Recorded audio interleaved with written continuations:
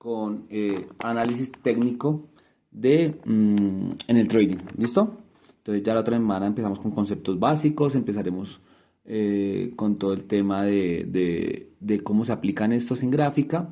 Les daré algunos ejemplos, dejaremos algunos ejercicios como para que ustedes analicen y ahí para ir entrando poco a poco al tema de las inversiones, ¿vale? Entonces, Johncito, la palabra es tuya. Nuevamente, gracias. Buenas noches a todos, a todas. No me da la opción de grabar nuevamente la clase, entonces la voy a grabar desde el celular, pues para de apoyo para las personas que de pronto no se puedan conectar. ¿Listo? Entonces, Johncito, sin más preámbulo, es tuyo la sesión. Entonces, quedo ahí atento. Perfecto, perfecto Jefferson, gracias nuevamente, buenas noches para todos, para Luis, Vanessa. Pues nada, seguimos hablando un poco más sobre algunos conceptos teóricos, hoy un poco más anclados hacia la historia.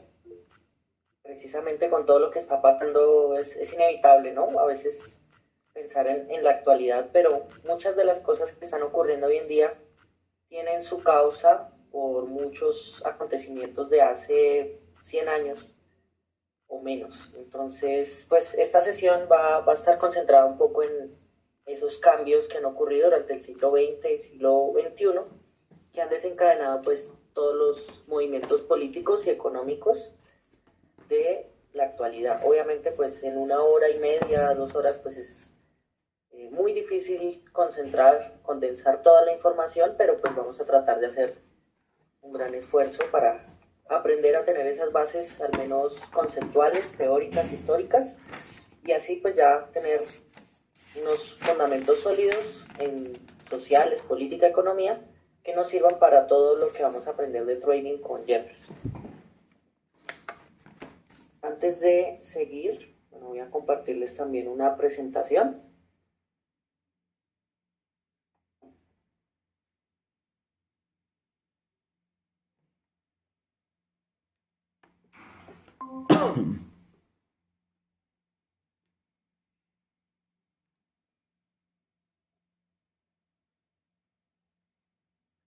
¿Podrían confirmarme si se ve? Si ya está compartiendo. Está cargando, dice cargando, cargando. Ok.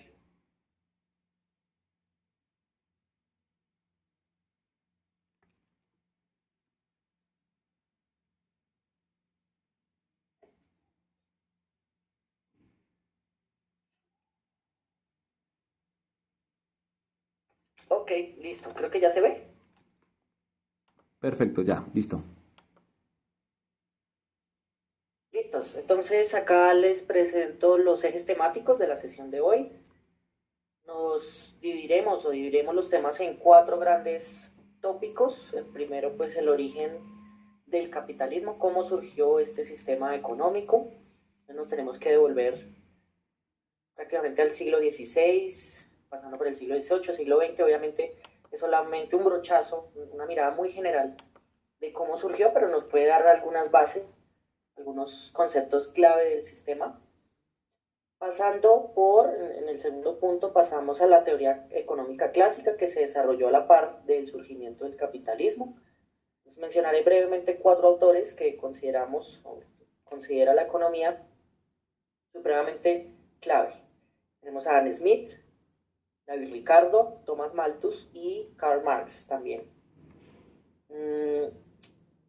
A raíz de esa teoría económica clásica, a raíz del auge de la productividad fruto del capitalismo como un sistema económico nuevo, pues van a surgir 2 grandes bloques a lo largo del siglo XX que pues ya tenemos una intuición de quiénes son, ¿no? La Guerra Fría entre Estados Unidos bajo el estandarte del capitalismo y la democracia, y pues obviamente el socialismo, digamos, cuyo liderazgo lo llevaba al menos durante buena parte del siglo XX la Unión Soviética, ¿no? Ese choque entre esos 2 grandes bloques, tanto a nivel económico como a nivel cultural, a nivel social, a nivel deportivo, lo vamos a ver en un momento, y a nivel espacial inclusive, pues desencadenó, una vez resuelta, entre comillas, ¿no? Porque hay algunos teóricos que incluso dicen que esa Guerra Fría todavía existe y Pues ahorita el conflicto con Ucrania es una muestra de ello, pero con sus diferencias obviamente, porque la Unión Soviética como organismo económico se disolvió a comienzos de los 90, desencadenando toda una serie de nuevos ajustes territoriales. El surgimiento de Ucrania, por ejemplo, se dio con la disolución de la Unión Soviética.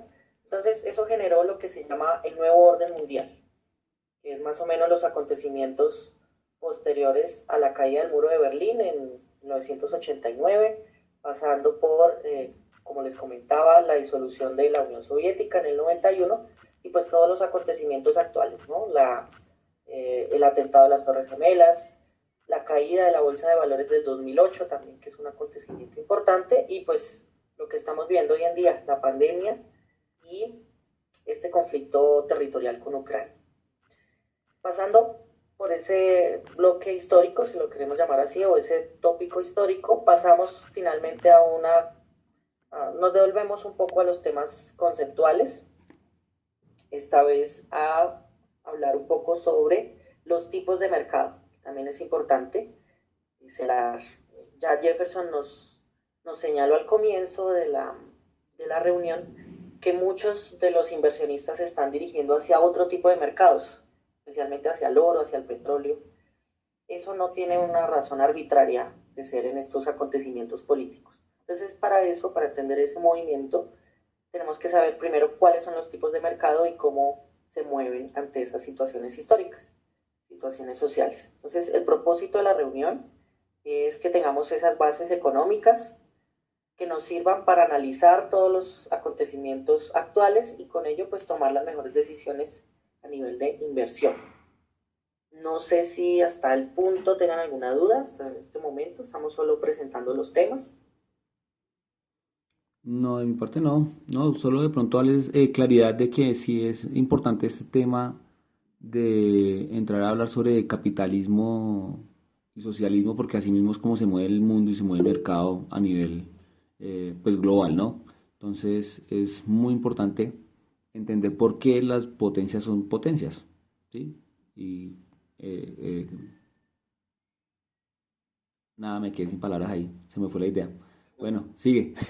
Sí, es sumamente importante porque a raíz de ese conflicto durante todo el siglo XX, pues se desencadenó digamos, el ajedrez político que vivimos hoy en día.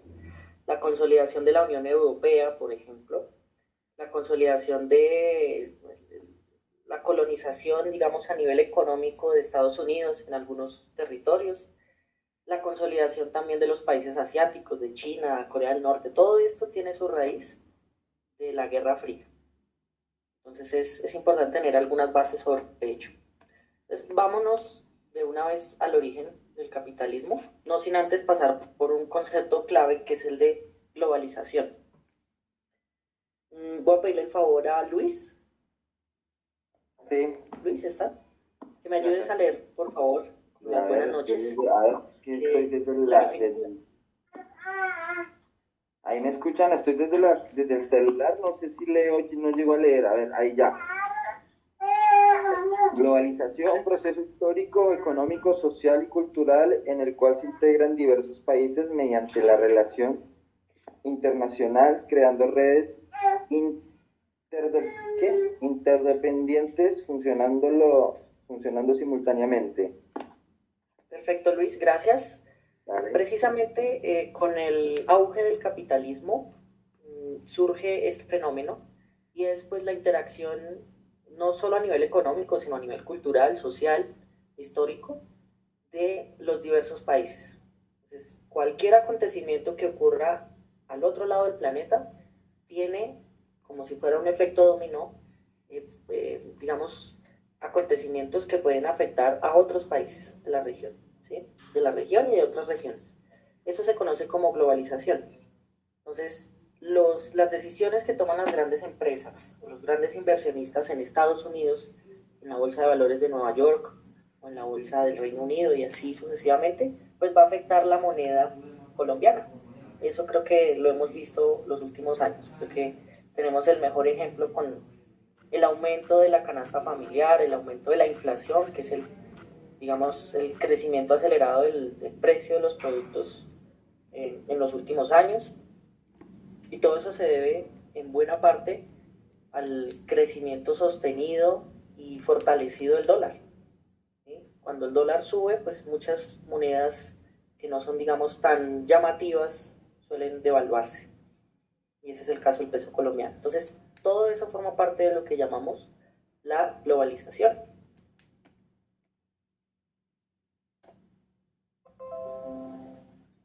Con ese fenómeno, entonces, es importante saber algunos aspectos clave del capitalismo como sistema económico. El primero es que su propósito es la eficiencia, ¿sí? Tratar de realizar o de crear la mayor cantidad de productos con la menor cantidad de recursos posibles. Ese es como el concepto de eficiencia y de productividad.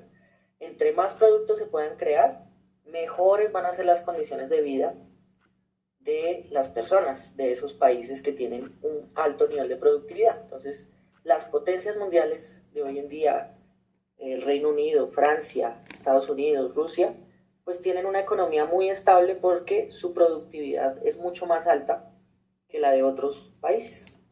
Y en eso consiste todo el pilar del capitalismo. Valga la aclaración ahí, ya Rusia también es un país capitalista. Luego de la disolución de la Unión Soviética, pues cambiaron todo su modelo de mercado. Hay dos grandes maneras de tratar la economía. Una es la de Estados Unidos y otra era la que manejaba la Unión Soviética. La primera se conoce como la economía de mercado, que consiste en que los estados o los gobiernos no deben intervenir en la economía. Básicamente que si un vendedor y un comprador hacen su transacción, pues el estado no tiene que intervenir de alguna manera, ¿sí? Ni creando empresa, ni privatizando, ni digamos, eliminar la privatización o algo así. Simplemente el Estado tiene un rol, digámoslo, de seguridad, más no económico. Ese es como el propósito de las economías de mercado, mientras que la Unión Soviética tenía una economía dirigida. Y en esa, pues obviamente las principales decisiones económicas las tomaba pues el jefe, digamos el líder, el mandatario, que en ese momento se encontraba, el mandatario, en ese caso, del Partido Comunista, ¿sí? Entonces, eso también tiene unas repercusiones en la economía. Luego de la disolución, pues ellos cambiaron su modelo a el de la economía de mercado, como lo tenemos hoy en día, es como el más, digamos, el más popular. Dentro de los pilares del capitalismo también encontramos los factores de producción. ¿Cómo yo puedo producir pues los distintos productos, valga la redundancia? Comida, pues lo más básico es tener una tierra, ¿cierto?, donde yo pueda sembrar. Trabajo, una persona que labre la tierra, que la trabaje. Y capital, entonces el dinero para comprar las maquinarias, el dinero para comprar los camiones, para distribuir los productos, para la comercialización, etcétera, etcétera. Y esos son como los tres grandes elementos. Y la inversión pues entraría en el último módulo, ¿cierto? La inyección de capital para esas empresas. Cada uno de esos factores pues tiene su propio mercado, ¿sí? Aunque digamos no es muy explícito, conseguir un trabajo también forma parte del mercado, es un mercado más, ¿sí? El mercado laboral. Entonces tú ofreces tu fuerza de trabajo y a cambio te ofrecen o te dan un salario. Eso es mercado también, ¿sí? Interacción. Tenemos también tres grandes agentes económicos. Ya mencioné por ahí el Estado interviene, sobre todo gastando mucho, ¿sí? El gasto estatal es muy alto. Las familias obviamente comprando para su subsistencia y las empresas que proveen los distintos productos para satisfacer las necesidades de las familias. Entonces la interacción entre esos tres agentes mueven toda la economía. Y a su vez también podemos hablar en términos de sectores. Entonces existe el sector primario que se encarga de producir la materia prima. La materia prima son los elementos básicos que yo necesito para generar ciertos productos. Decíamos ahorita del petróleo, decíamos también del oro, decíamos también de la tierra, del agua, ¿sí? Todos esos elementos básicos que me permiten crear otros productos. Y ese también tiene su propio mercado. Entonces, ahorita, por ejemplo, ya adelantándonos al tema del trading, En estos momentos de incertidumbre económica, lo más recomendable es invertir en materia prima, porque es lo más seguro. O sea, sí o sí es necesario comprar materia prima. Sí o sí es necesario tener petróleo, sí o sí es necesario el agua. ¿Sí? Entonces es un mercado seguro, entre comillas, por eso. Y en estos momentos como de pánico, entre comillas pánico, porque es una expresión que todo es muy alarmante, pero en momentos de crisis así política, todos los mercados tienden a irse hacia la materia prima. ¿Sí? Otro sector económico es el de la industria. Entonces ya no solamente vendemos la materia prima, sino que la procesamos a través de las fábricas. Entonces aquí entraría, no sé, los lápices, los muebles, todos esos elementos que necesitan un proceso de elaboración. ¿Sí? Entonces ahí ya entran como tal las fábricas. El tercer sector económico es el de los servicios. Este también es muy importante, el servicio de internet, el servicio de Netflix, también el servicio de entretenimiento, el servicio de gas, el servicio de luz, todos estos que no son como tal objetos, sino servicios que necesitan las familias para diversas necesidades. Y el último, que también es importante, aunque no es muy trabajado en economía, es el de el sector cuaternario. Este sector se concentra en las actividades del conocimiento, o sea, la difusión académica de información. Aquí entraría todo lo que tiene que ver con los libros, entraría todas las universidades, todo lo que tiene que ver con crear nuevo conocimiento. ¿Listo? Entonces esos serían los 4 sectores económicos. Cada uno también tiene su propio mercado, cada uno juega en este gran red entramado mundial de la economía. No sé si hasta ahora hay alguna pregunta, algún comentario, ¿estamos claros? Perfecto, por mi lado. Listos. Entonces tenemos dos grandes, digamos, ideas claves del capitalismo como sistema económico. El primero es la defensa de la propiedad privada, eso es fundamental, eso ya está inclusive consagrado en los derechos humanos. Ninguna persona puede ser dueña de objetos que son de otra persona o de otra corporación o de otro país inclusive. ¿Bien? Eso es clave, eso es fundamental. Y el otro que ya les había dicho es la diferencia entre la libertad de mercado y la economía dirigida. Hay distintos matices sobre este punto porque algunas personas consideran que el Estado sí debería intervenir de alguna manera en la economía. La pregunta sería, ¿en qué medida debería intervenir? ¿Sí? En Colombia, por ejemplo, tenemos una intervención, llamémosla, un poco leve. ¿Sí? Existen algunas empresas públicas, el Estado de alguna manera provee algunos bonos o algunos subsidios a las familias, pues esa es una manera de intervenir. Pero más allá de eso, pues no tiene una intervención fuerte. Una intervención fuerte sería apoderarse de todas o la gran mayoría de empresas del territorio. Eso, digamos que era una práctica de los sistemas de izquierda, sistemas políticos de izquierda. ¿Sí? Tomarse el poder, tomarse el control de esas empresas.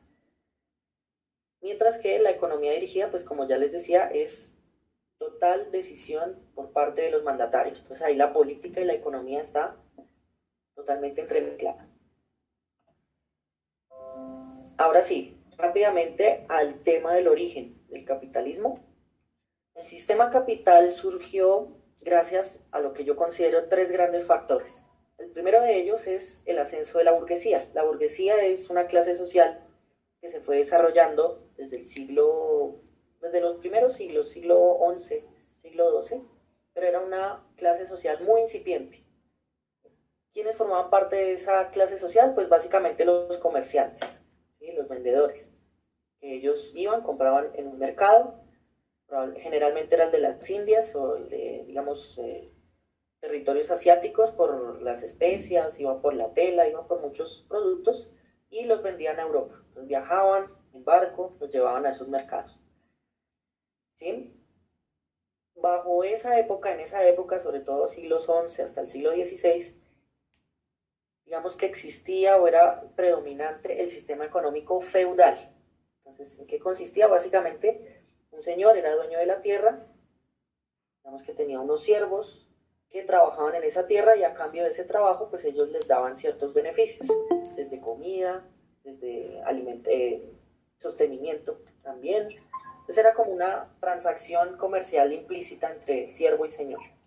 Tú trabajas la tierra mía, yo comercializo esos productos, digamos, con ellos sobrevivo también, sobrevives tú, y a cambio pues te doy algunos beneficios, pequeños, pero en todo caso funcionales. Esa relación funcionó durante mucho tiempo, solo que la burguesía como tal empezó a crecer, tanto en cantidad de burgueses como en los beneficios que tenían, ¿sí? También existía una clase social muy importante que era la nobleza.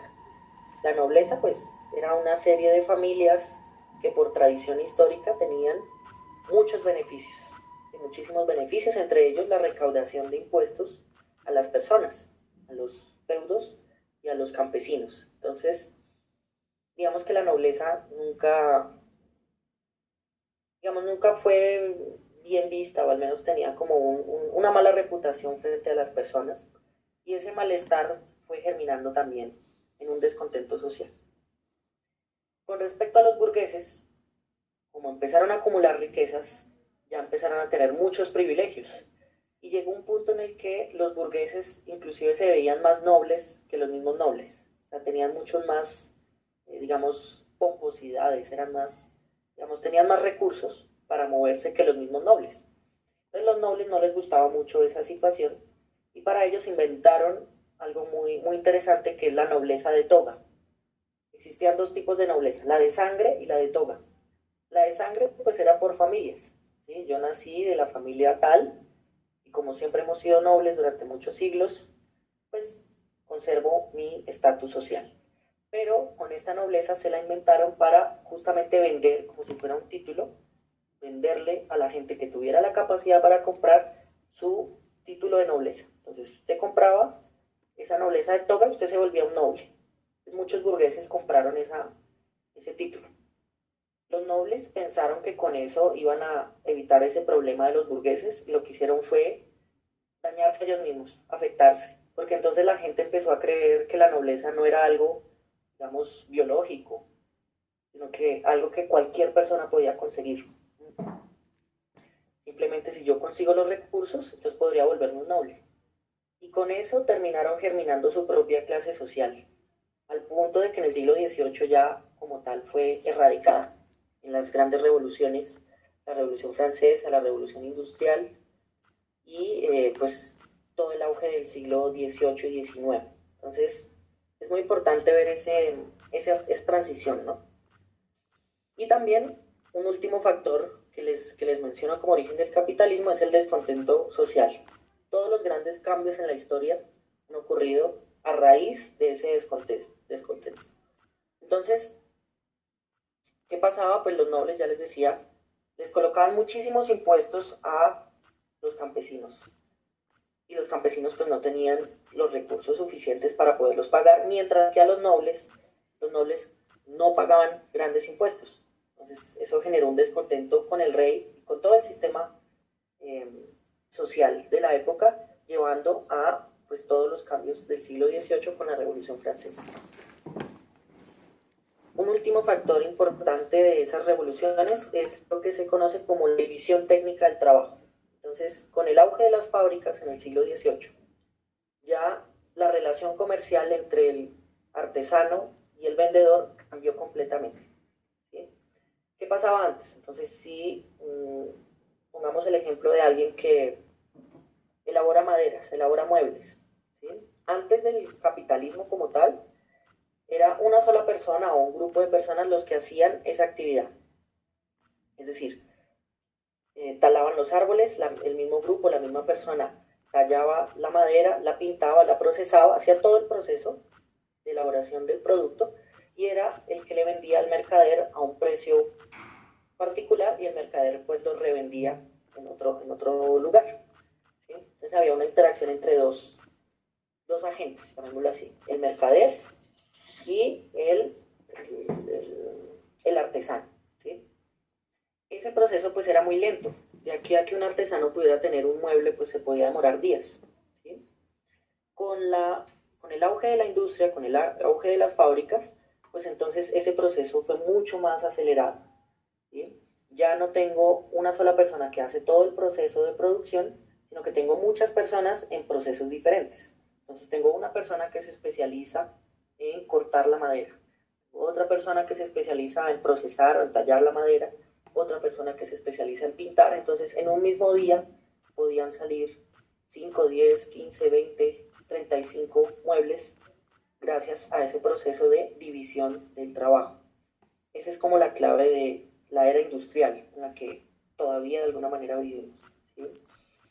Entonces, es importante tener eso en cuenta porque desarrolló también nuevas maneras de vivir. Entonces, las personas tenían que vivir cerca de las fábricas para que, digamos, pues pudiera rendir con todo su trabajo, ¿no? Antes no era como una condición necesaria vivir cerca del lugar de trabajo porque el mismo artesano le vendía al mercader y el mercader era el que realizaba, digamos, el movimiento hacia los otros mercados. Mientras que ahorita con el auge de las fábricas, pues también fue consolidando una nueva formación de ciudades. Y las ciudades estaban, digamos, centralizadas en la industria.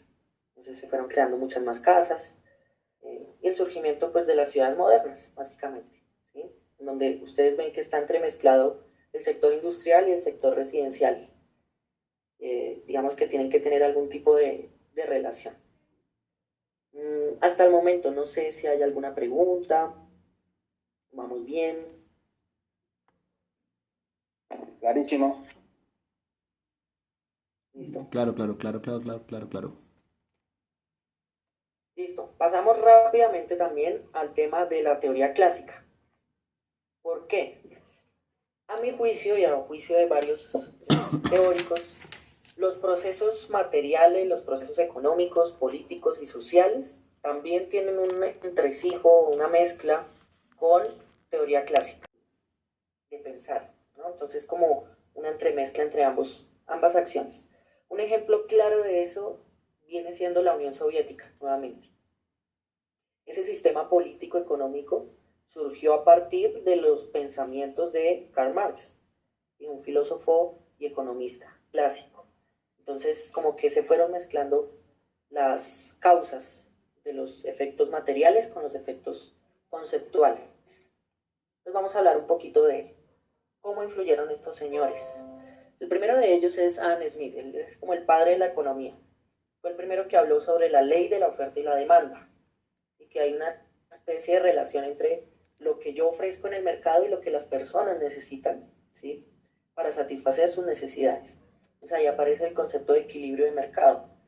Generalmente, si una persona necesita muebles, pues el mercado es el lugar ideal en donde puede conseguir satisfacer esa necesidad. Siempre va a surgir una empresa o alguna fábrica que ofrezca ese producto y así las personas pues pueden satisfacer sin ningún inconveniente sus necesidades. En ese momento ocurre lo que se llama un equilibrio. Otro concepto clave de Adam Smith es el de la mano invisible, que también lo hablamos en la primera sesión, y es el hecho de que mi bienestar individual de alguna manera termina siendo el bienestar de todos. La economía es el ejemplo claro de ese concepto, ¿sí? Nosotros aquí en este curso de trading buscamos mejorar nuestras condiciones económicas, particulares, y de nuestras familias, pero al mismo tiempo con esa interacción estamos mejorando la economía mundial, porque nuestra inversión va a servir como dinero para determinada empresa y a su vez ese dinero va a servir para generar mayor productividad, mayores ingresos, y con esas ventas pues esa empresa también se fortalece y los compradores también se mejoran, ¿sí? Digamos, también tienen un beneficio. Entonces todos nos beneficiamos, no sabemos muy bien cómo, lo individual, lo particular termina beneficiando a lo general, y Smith, pensando cómo es posible eso, acude al concepto de la mano invisible. Hay algunos teóricos que piensan que eso no es así, que en algunos casos no lo mueve, digamos, no es el beneficio de la mayoría lo que mueve el mercado. Pero bueno, eso ya son discusiones dentro de la teoría económica. Y otro concepto fundamental de Smith es el de la especialización del trabajo. Entonces, lo que ya hablamos de las industrias. Es mucho más rentable, es mucho mejor para una fábrica, para una empresa, dividir el trabajo. Entre más divida el trabajo, más productivo puedo llegar a ser. Y para poder hablar de ese trabajo, entonces acude a una fórmula matemática muy sencilla. Yo necesito tres cosas. Necesito la fuerza de trabajo, obviamente, necesito un obrero que trabaje sobre la materia prima y la transforme. Necesito el capital, obviamente, necesito maquinaria, necesito una fábrica, un terreno también, donde pueda ubicar mi fábrica. Y al final, pues la tierra también, la tierra donde está ubicada esa fábrica, o en el caso de la materia, no sé, de los alimentos, pues los campos, ¿cierto? Los campos donde yo puedo sembrar y construir ahí mi empresa. Entonces, cada uno de esos tres tiene sus propios elementos. Por un lado tenemos al capitalista, al dueño de la tierra y al trabajador. Y cada uno tiene su ganancia, digámoslo así, o su ventaja dentro de la economía. El trabajador recibe un salario, el capitalista pues su ganancia por, digamos, ceder su maquinaria a la productividad, y el dueño de la renta, pues el dueño de la tierra tiene una renta fija, tiene un dinero que le ingresa por el mero hecho de tener esa tierra. Al menos en los primeros siglos se mueve de esta manera. Voy a pasar más rápido por las otras teorías porque simplemente es como un brochazo de cómo influye los procesos políticos y sociales del siglo XVIII y XIX. Hablamos de David Ricardo, es otro teórico importante con su concepto de la teoría de la ventaja relativa. ¿En qué consiste? Básicamente en que Ricardo, pensando en la productividad, ¿sí? Pensando en cómo podemos mejorar la efectividad de las empresas, considera que es mucho mejor para una economía de un país que se especialice en algo, que sea el mejor, o al menos uno de los mejores, en algún producto particular, ¿sí? Es mucho mejor para una economía, digamos, ser el mejor vendedor de autos, porque así voy a obligar, entre comillas, obligar a que los demás países me compren a mí, ¿sí? Es preferible eso digamos, a tener muchísimas industrias de todos los productos, ¿sí? Entonces ustedes ven, por ejemplo, que la economía mundial actual se mueve bajo la teoría de David Ricardo. Por ejemplo, Alemania se destaca por la venta de automóviles, ¿sí? Colombia pues se destacó durante mucho tiempo por la venta del café. Estados Unidos y China se destacan por la tecnología. Entonces cada uno trata de, digamos, resaltar en algún producto en particular o algún mercado particular. Eso tiene su base en la teoría de David Ricardo, que es mejor ser muy bueno en algo y con ello tener una ventaja relativa con respecto a otras economías, que tener muchas economías o muchas fábricas o muchos productos en mi territorio, en mi país. ¿Listo? Entonces, digamos que la historia le dio la razón a David Ricardo, y en efecto la economía mundial ha crecido gracias a esa idea. Tenemos también el concepto de Thomas Malthus, otro teórico muy importante, que consideraba que el crecimiento de la población no es igual al crecimiento de la productividad. O sea, para él había un problema grave, y es que la población estaba creciendo a un nivel mucho más alto que la productividad. Y eso podría generar una escasez y una crisis de hambruna que él vaticinaba en los siglos posteriores a su época, ¿no? Siglo XVII. La historia no le dio mucho la razón a Malthus hasta, digamos, nuestro siglo, porque luego de Malthus creció la industria a un nivel acelerado, y la revolución industrial llevó un punto tal en que la productividad fue mucho mayor que el crecimiento de la población. Entonces como que se invirtió la idea que tenía Malthus, ¿sí? La industria pues ha crecido de una manera tal, la productividad sigue creciendo, además que es un pilar del capitalismo. Todos los años se tiene que producir más y más. ¿En qué medida le dio la razón la historia a Malthus? En el hecho de que los recursos son limitados. En algún punto los árboles no van a alcanzar, en algún punto el agua se puede acabar, ¿sí? La materia prima, por eso es tan valiosa, se puede acabar, ¿sí? Entonces ahí como que de alguna manera sí le dio la razón, en el sentido no tanto de la población, sino de los recursos, ¿sí? La productividad puede avanzar mucho, pero en algún punto esos recursos no van a permitir, no van a dar cabida a toda esa productividad que se está generando. Entonces ese es un problema grave que tiene el capitalismo y que no se ha resuelto. Digamos, todavía no ha sido un problema muy grave, pero de alguna manera lo va a hacer en los próximos años y eso puede repercutir en las decisiones económicas que vamos a hacer en el trading, porque una vez entramos en este mundo, muy seguramente vamos a seguir muchísimos años, ¿no? Y la historia está cambiando todo el tiempo. Los acontecimientos históricos, lo estamos viendo hoy, pueden hacer cambiar las decisiones de manera drástica. Entonces, digamos que Malthus también es un autor importante por eso. Y pues el último, mucho más conocido, también, digamos, trabaja en muchos sectores, tiene conceptos importantes en política, en historia, que es el señor Marx. De él destaco dos conceptos, tiene muchos más, pero digamos que por tiempo me voy a concentrar en el de enajenación. ¿Sí? El producto elaborado por la fuerza del trabajador no se lo queda al trabajador, ¿cierto? Sino que es propiedad del dueño de la fábrica. Entonces para Marx eso era un poco, digamos, era algo injusto en cierta medida, poco ético, ¿no? Si yo invierto todo mi trabajo, pues mi salario debería ser congruente con mi fuerza de trabajo, pero él demostró, al menos con sus conceptos, que el capitalista pues recibía mucho más de lo que ganaba el trabajador. El trabajador daba mucho más, su fuerza de trabajo daba para elaborar 8 o 10 zapatos diarios, pero su salario no se correspondía con esos 8 o 10 zapatos diarios, sino que el plus valor, o sea, el valor adicional que se generaba con esa productividad se la quedaba el capitalista. Y eso consolidaba una lucha de clases, básicamente entre el proletariado, que es, digamos, toda la clase obrera, y el capitalista desempeñado pues por la burguesía, que fue esa clase social de la que hablamos hace un momento.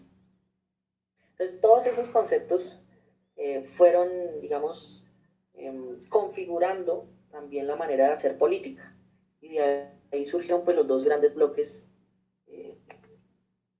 digamos, que marcaron la historia mundial durante todo el siglo XX.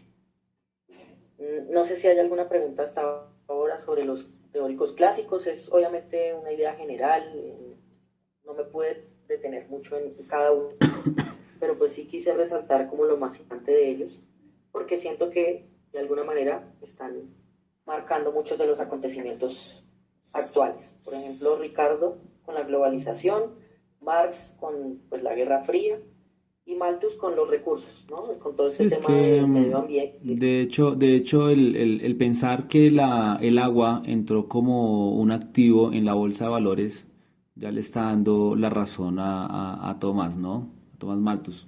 Entonces, no, igual cada teórico le ha aportado y cuando empecemos ya digamos a leer un poco más sobre el trading y las inversiones, nos daremos cuenta, perdón, nos daremos cuenta que esas teorías se aplican realmente a diario en el trading. A diario, es a diario que está usted aplicando todas las teorías, todos esos teóricos son importantísimos y así es como se mueve el mundo en el mercado. ¿Vale? Correcto. Listo, pasamos como a un bloque histórico, una serie de menciones, digamos, de los acontecimientos que han llevado al momento en el que estamos hoy en día y cómo eso repercute en el mercado, porque ya esas noticias están apareciendo. Ya Jefferson esta mañana nos envió en el grupo cómo ya esas decisiones de los inversionistas tienen, digamos, su causa en los efectos políticos. Entonces, es muy bueno saber, obviamente lo hacemos a nivel general, pero hay muchas razones detrás de esas decisiones. Lo primero, pues nos situamos al final de la Segunda Guerra Mundial, 1945, los nazis salieron del espectro, pero entonces quedaron esas dos grandes potencias, Estados Unidos y la Unión Soviética. Dicho sea de paso, ya les había mencionado, la Unión Soviética, cuando surgió, digamos que tenía dentro de su territorio lo que hoy se conoce como Ucrania. Entonces, desde su consolidación en 1917 hasta su disolución en 1991, o sea, fueron 80 años, siempre ese territorio fue parte de la Unión Soviética. ¿Sí? Luego del 91 pues se consolidó Ucrania como nación, pero pues Rusia siempre pensó que ese territorio le pertenecía por todos esos años de tradición, ¿sí? Y también pues por cuestiones económicas está como ese interés de Rusia en apoderarse de ese territorio y también por una presión, digamos, histórica entre Estados Unidos y Rusia, de la Unión Soviética, porque Ucrania estuvo más o menos como en el 2014 con intenciones de ingresar a la Unión Europea y establecer como lazos comerciales con Estados Unidos. Y eso era para Rusia gravísimo. Eso es como tener un enemigo en el patio de la casa, porque Ucrania está muy cerca de Rusia. Y si Ucrania tenía conexiones con Estados Unidos, inclusive ellos dicen que hay ya bases militares estadounidenses en Ucrania, pues ellos sentían una amenaza. Esa es la justificación de los rusos, ¿no? Para el ataque que hicieron hoy. Pero bueno, eso viene desde la formación de los bloques, luego de la Segunda Guerra Mundial. Con el fin de esa guerra, entonces se configuró el mapa político. Surgieron dos grandes alianzas, la OTAN, todavía estaba en funcionamiento, y el Pacto de Varsovia. El OTAN sería como el bando americano, y el Pacto de Varsovia el bando que en ese momento era la Unión Soviética. Quiero resaltar algo, y es que ese conflicto no es solo económico. Ese conflicto entre Estados Unidos y Rusia, la Guerra Fría, también es una guerra ideológica, fue una guerra ideológica, ¿sí? Una concepción del mundo, una concepción de la economía, una batalla cultural. Entonces empezaron a surgir también textos en literatura, en películas, ¿sí? El dictador de Chaplin, 1984 de Orwell, toda una serie en arte también, Picasso. Todos estos elementos fueron configurando también un conflicto a nivel cultural, a nivel deportivo. Entonces, los Olímpicos en 1984 en Alemania, todos estos, digamos, esa Guerra Fría también se desempeñó en otros lugares, a nivel deportivo y a nivel espacial, obviamente. La carrera espacial, cómo no, ahí fue donde más se vio marcado esa lucha y toda, ahí es donde se ve la aplicación neta de la economía, cómo una economía de un país puede movilizar todo un pueblo a nivel técnico, científico, a nivel tecnológico, como esos dos países, porque o sea, la inversión que se tuvo que hacer en carrera espacial fue una cosa abrumadora. No tengo las cifras, pero básicamente fue como casi la mitad del PIB de ambos países, solamente para demostrar quién podía llegar primero al espacio y quién podía conquistar el espacio. Y ahorita estamos viendo eso, la hegemonía de la economía global está moviendo desde el espacio, ¿sí? Todos los satélites y toda la operatividad de los satélites tiene que ver precisamente con esa aplicación de la economía y lo que dice Johncito, de esa lucha ideológica, de esos bloques ahí, como en una constante por ver quién tiene el legítimo aprovechamiento de los recursos. Precisamente es que volvemos al tema de lo económico, de que los recursos son la esencia de lo que moviliza, digamos, las más profundas intenciones de las naciones. Y por lo que está en Ucrania, el uranio, en Ucrania es el segundo yacimiento en Europa más grande de uranio, entonces pues no es gratuito lo que está sucediendo. Exactamente, Andrés, tienes toda la razón. El control también, el control del mar, ¿no? El mar Negro creo que es el que hay. También Sí. obtener el control de... La región de Crimea. Exacto, obtener ese control ahí es fundamental para poder manejar o manipular la economía europea, ¿no?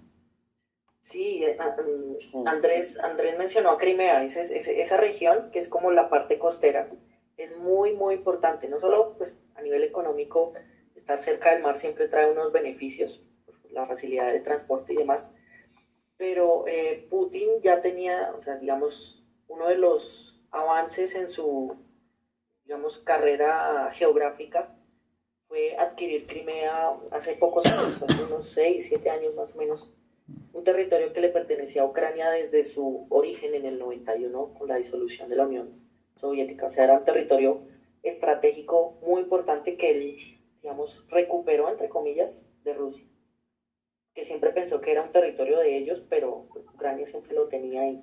Y luego, pues, también sabía que en Ucrania habían dos territorios que siempre estaban como en un aire de independentista, se querían separar de esa nación y pues ellos reciben ahora el apoyo de Rusia, ¿no?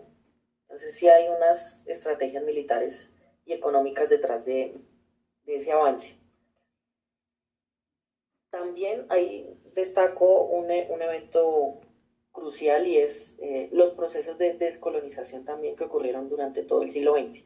Por descolonización, pues estas potencias no solamente tenían la hegemonía económica, cultural, sino también territorios, en efecto en África, sobre todo.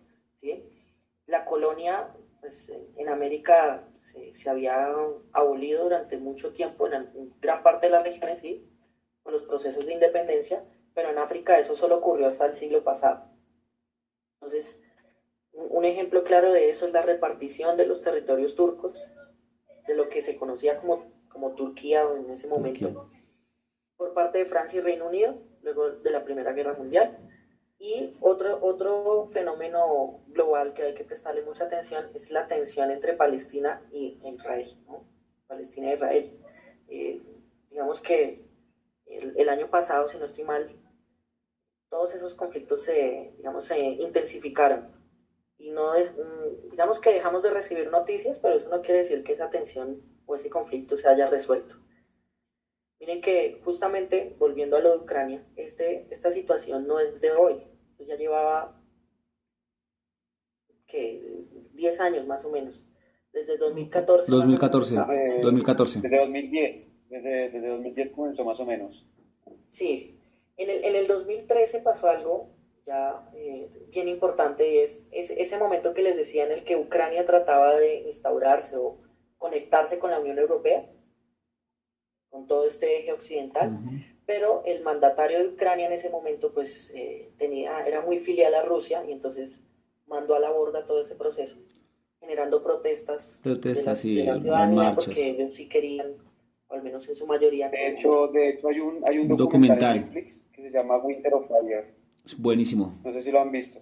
Es muy bueno. Buenísimo, sí, y habla todo ese asunto, o sea, cómo la crisis social es una crisis social ideológica, ¿no? Porque media Ucrania es prorrusa y quiere anexarse de nuevo a Rusia, o sea, lo que ahorita está pasando en lo que se llama el Donbass, que es dos regiones, Lugansk y Donetsk.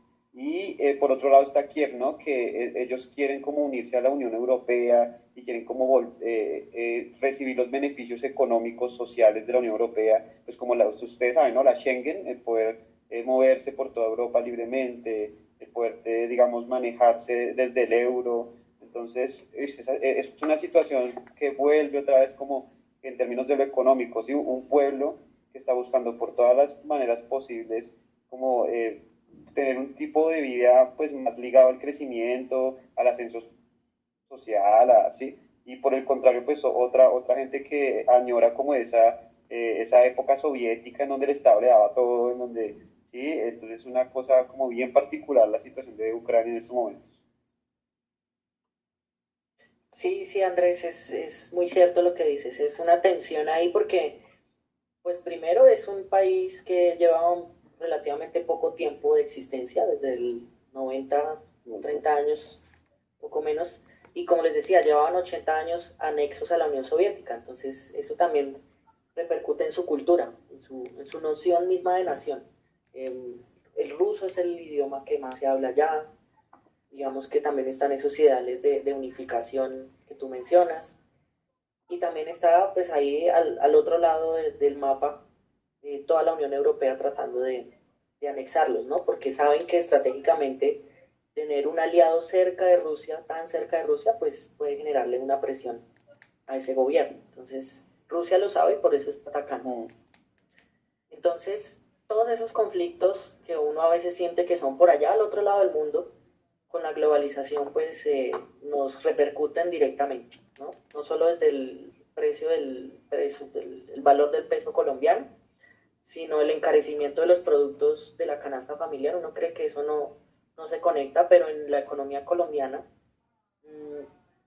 la mayoría de las materias primas que se utilizan para los productos son importados, es decir, se traen de afuera, ¿sí? Por ejemplo, los fertilizantes, todo este tipo de industria química es traída de afuera. Entonces, si esa economía de afuera le va mal, pues también nos va mal a nosotros porque no tenemos con qué producir.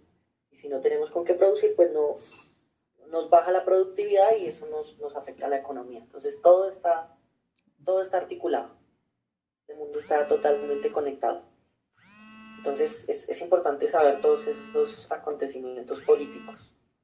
Aquí solo les menciono unos cuantos. El de Palestina e Israel me parece importante y pues ahorita el de Ucrania y Rusia.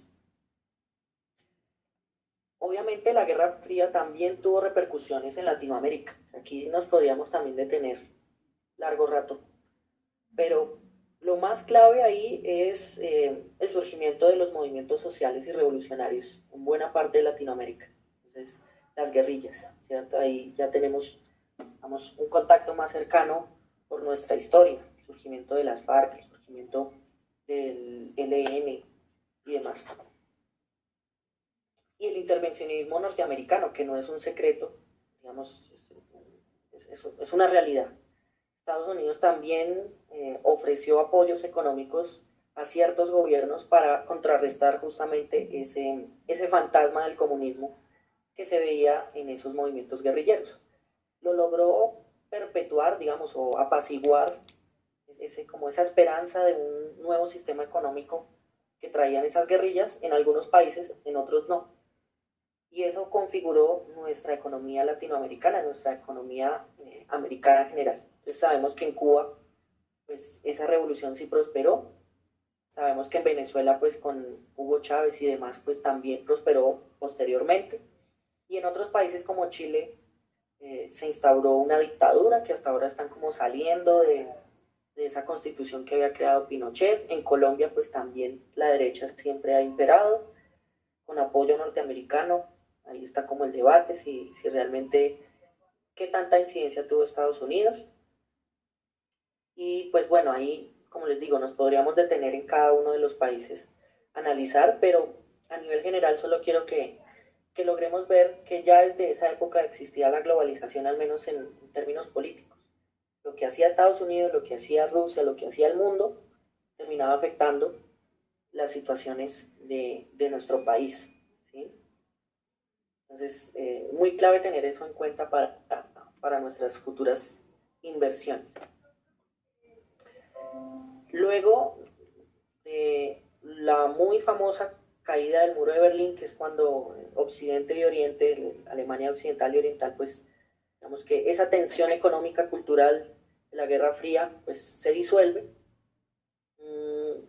También digamos que ese pulso económico que hemos estado analizando, de alguna manera lo ganó, de buena manera lo ganó el capitalismo, ¿no? El capitalismo, Norteamérica, todo el sistema democrático, y pues ahí se empezó a generar una suerte de expansión de la democracia como el sistema político ideal, o el menos malo, llamémoslo así, del mundo. Entonces se empezó a expandir en territorios asiáticos, territorios africanos, y en general pues es como la tendencia.